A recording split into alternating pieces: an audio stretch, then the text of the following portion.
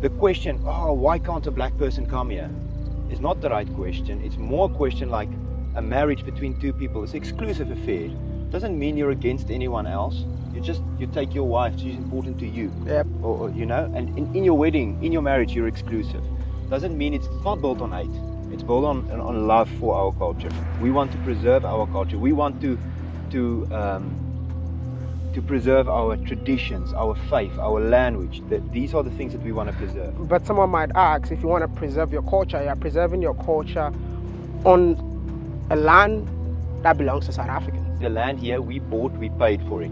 From Right. who? Well, at that stage we bought it from the previous owner, which was the government. Right?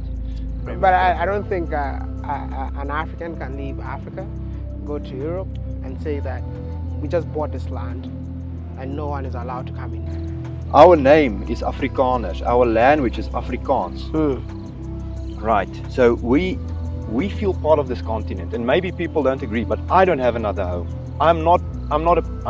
Obviously I know that I have European roots. Yeah. 400 years ago. Yeah. For 400 years my people have been here. Yeah. I love Africa. I don't want to live anyplace else. I feel a part of this continent. My language grew, obviously from Dutch, but it grew on this continent.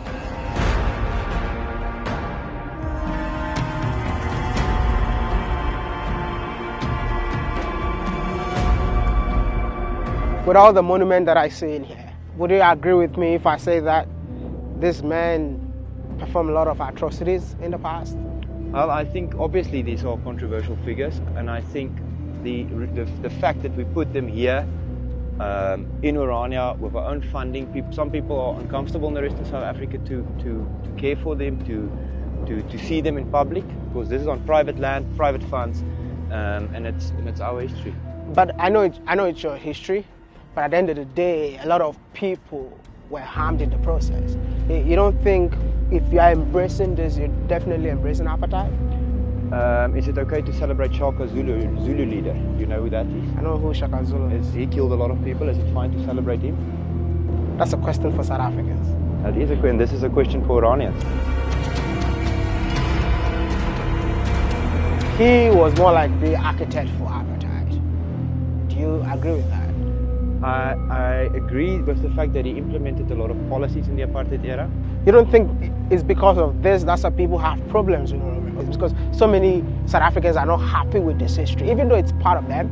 But I believe, like you just said, let the past be past. I mean, we can never forget our history.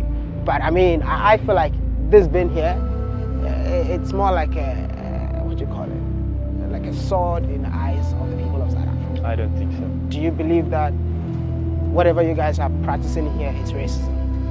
I do not believe that we are practicing racism. To tell you the truth, I've said it many times that if the question is, are there racists in Orania, I can assure you they are.